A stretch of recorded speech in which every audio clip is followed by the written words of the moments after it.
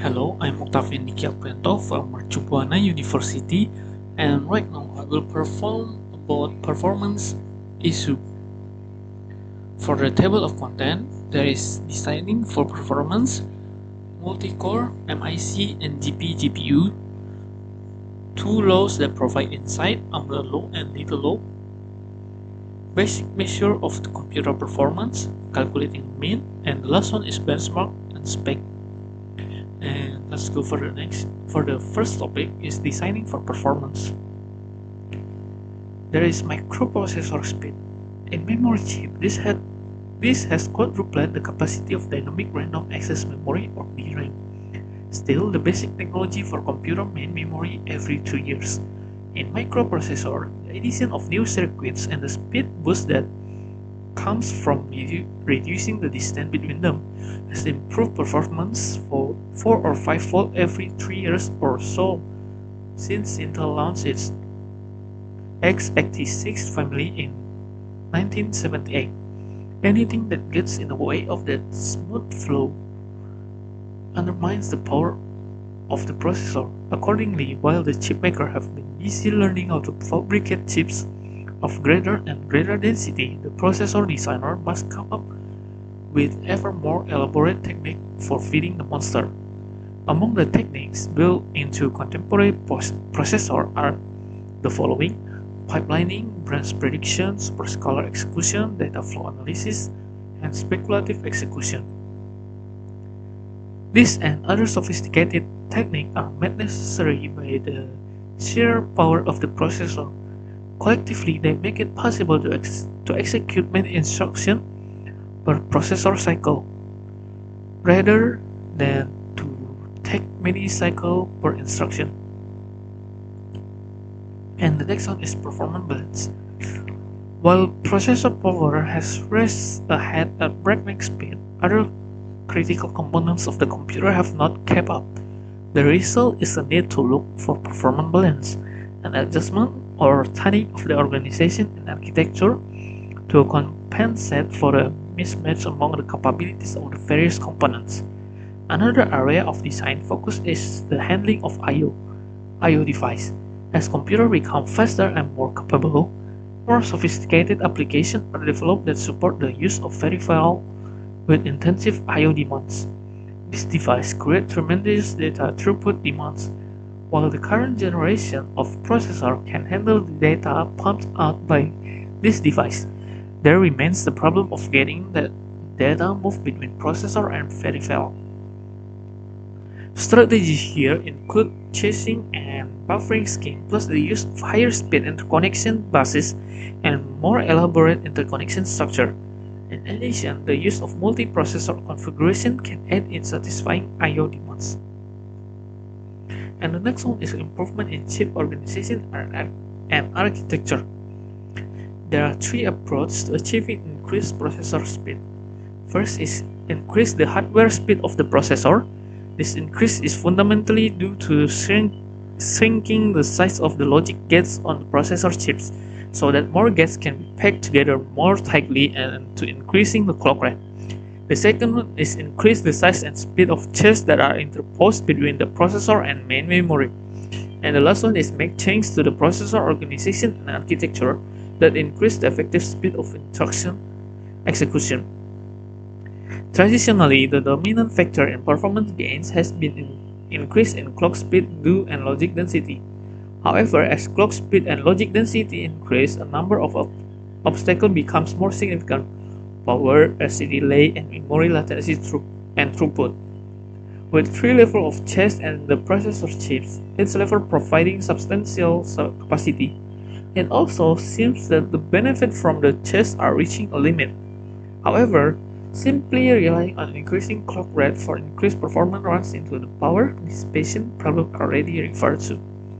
The faster the clock rate, the greater the amount of power to be dissipated, and some fundamental physical limits are being reached. This is the table of processor trends. As you can see on the top line shows that as per Moore's law, the number of transistors on a single chip continues to grow exponentially. Meanwhile, the clock speed has leveled off in order to prevent further further rise in power. To continue increasing performance, designers have had to find ways to exploiting the growing number of transistors, other than simply building a more complex processor. The response in recent years has been the development of multi-core computer chips. So in the next one, we talk about multi-core, MIC, and GPU. With all of the difficulties cited in the preceding section in mind, designers have turned to a fundamentally new approach to improving performance, placing multiple processors on the same chip with a large shared chassis. The use of multiple processors on the same chip, also referred to as multiple cores or multi-core, provide the potential to increase performance without increasing the clock rate. Studies indicate that within processor, the increase in performance is roughly proportional to the square root of the increase in complexity. But if the software can support the effective use of multiple processors, then doubling the number of processors almost double performance. Thus, the strategy is to use two simpler processors on the chip rather than one more complex processor. As the logic density on chip continues to rise, the trend for both more cores and more chassis on a single chip continues. 2-core chips were quickly followed by 4-core chips, then 8 and then 16 and so on. Chip manufacturers are now in the process of making a huge leap forward in the number of cores per chip, with more than 50 cores per chip. The leap in performance, as well as the challenge in developing software to exploit such a large number of cores, has led to the introduction of a new term. It is Many Integrated Core, or MIC. The multi-core and MIC strategy involves a homogeneous collection of general-purpose processors on a single chip. At the same time, chip manufacturers are pursuing another design option: a chip multiple general-purpose processor plus graphic processing unit, or GPU, and specialized cores for video processing and other tasks. And the next topic is two laws that provide insight: Amdahl law and Little law. For Amdahl law, it is important to note that a speed up in one aspect of the technology or design doesn't result in a corresponding improvement in performance. This limitation is succinctly expressed by Amdahl law. Amdahl law was first proposed by Jean Amdahl in 1967 and deals with the potential speed up of a program using multiple processors compared to a single processor. Amdahl law illustrates the problem facing industry in the development of multi-core machines with an ever-growing number of cores. The software that runs on such machines must be adapted to a highly parallel execution environment to exploit the power of parallel processing. Amdahl law can be generalized to evaluate any design or technical improvement in a computer system. Consider any enhancement to a feature of a system that result in speed up. And the next one is Little law. A fundamental and simple relation with broad application is Little law. We can apply it to almost any system that is statically in steady state and in which there is no leakage. Specifically, we have a steady state system to which items arrive at an average rate of a lambda item per unit time. The items stay in the system an average of W units of time. Finally, there is an average of L units in the system at any one time. Little law relates these three variables as L equals lambda W. Under a steady state condition, the average number of items in queuing system equals to average rate at which items arrive multiplied by the average time that an item spent in the system. These relationships require very few assumptions. We do not need to know what the service time distribution is, what the distribution of our arrival time is, or the order or priority in which items are served. Because of its simplicity and generality, Little Law is extremely useful and has experienced somewhat of a revival due to the interest in performance problems related to multi-core computers. And the next one is basic measure of computer performance. There is a clock speed of operation performed by a processor, such as fetching an instruction, decoding the instruction, performing an arithmetic operation, and so on, are governed by a system clock. Typically, all operations begin with the pulse of the clock. Thus, at the most fundamental level, the speed of a processor is dictated by the pulse frequency produced by the clock, measured in cycles per second or hertz. Typically, clock signals are generated by a quartz crystal, which generates a constant sine wave while power is applied. This wave is converted into a digital voltage plus stream that is provided in constant flow to the processor circuitry. The clock rate is not arbitrary, but must be appropriate for the physical layout of the processor. Action in the processor requires signal to be sent from one processor element to another. When a signal is placed on a line inside the processor, it takes some finite amount of time for the voltage level to settle down so that an accurate value, logical 1 or 0, is available. The execution of an instruction involves a number of discrete steps, such as fetching the instruction from memory, decoding the various portions of instruction, loading and storing data, and performing arithmetic and logical operation. Thus, most instruction on most processors requires multiple clock cycles to complete. And for the instruction execution rate, a processor is driven by a clock with a constant frequency f or equivalently a constant cycle time t, where t equals 1 per f. Define the instruction count IC for a program as the number of machine instructions executed for that program until it runs to completion or for some defined time interval. Note that this is the number of instruction execution, not the number of instructions in the object code of the program. An important parameter is the average cycle per instruction or CPI for a program. If all instructions require the same number of clock cycles, the CPI would be a constant value for a processor. However, on any given processor, the number of clock cycles required varies for different types of instruction, such as load, store, branch, and so on. Let CPI be the number of cycles required for instruction type I, and L be the number of executed instruction of type I for a given program. Then we can calculate an overall CPI as follows. As you can see, this is the CPI formula in the image. And go to the next one is calculating the mean.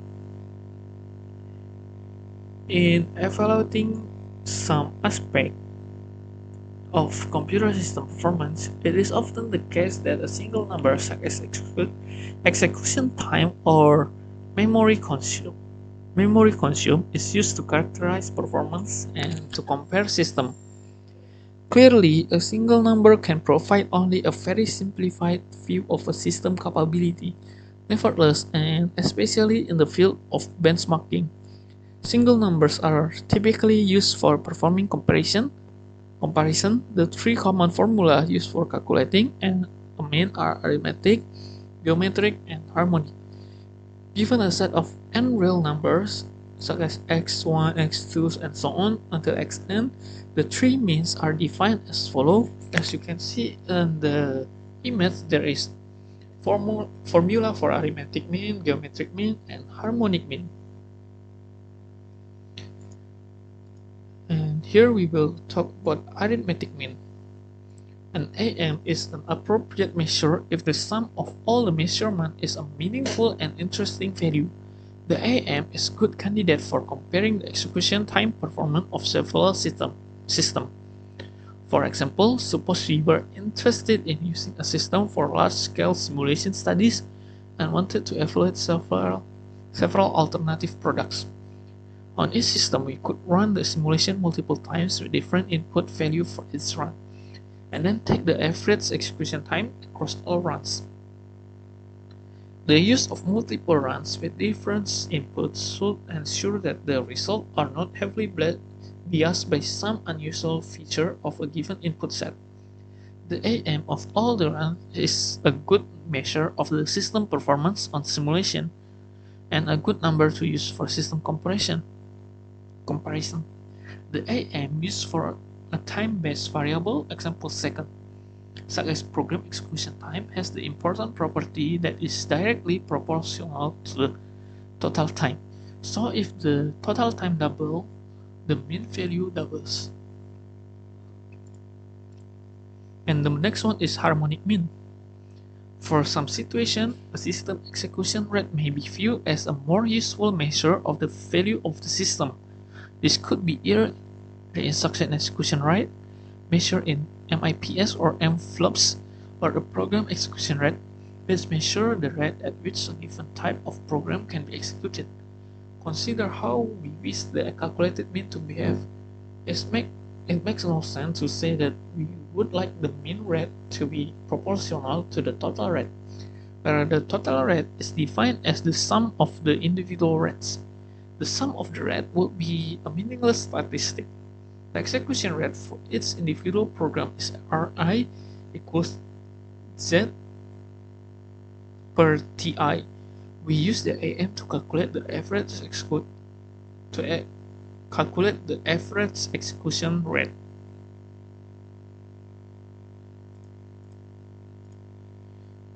Here we see that the AM execution rate is proportional to the sum of the inverse execution time, which is not the same as being inversely proportional to the sum of the execution time.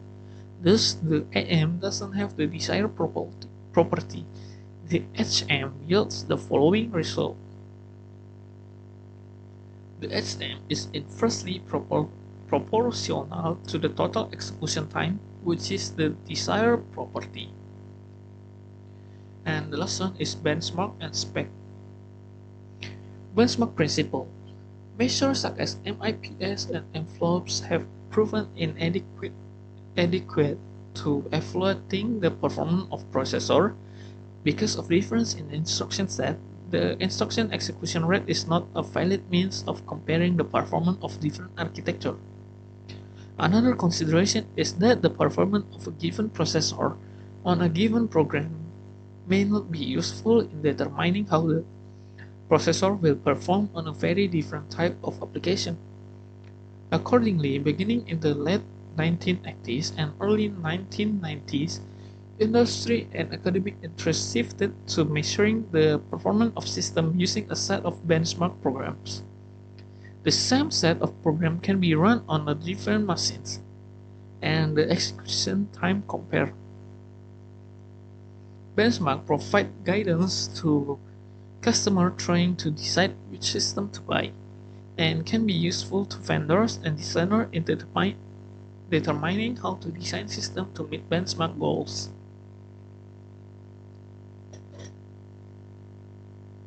And for the last one is spec benchmarks. The best known as such collecting of benchmark suite is defined and maintained by the Standard Performance Evaluation Corporation, or SPEC, an industry consortium.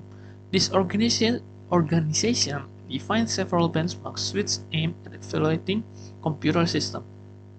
Spec performance measurements are widely used for comparison and research purposes. The best known of the spec benchmark suites is Spec CPU 2006. This is the industry standard suite for processor-intensive application. That is, Spec CPU 2006 is appropriate for measuring performance for applications that spend most of their time doing computation rather than I/O. Other spec suites include the following: is Spec ViewPerf, Spec WPC, Spec GVN 2008, Spec GBB 2013, or Java Business Benchmark, and Spec SFS 2008, and Spec FIRT/SC 2013.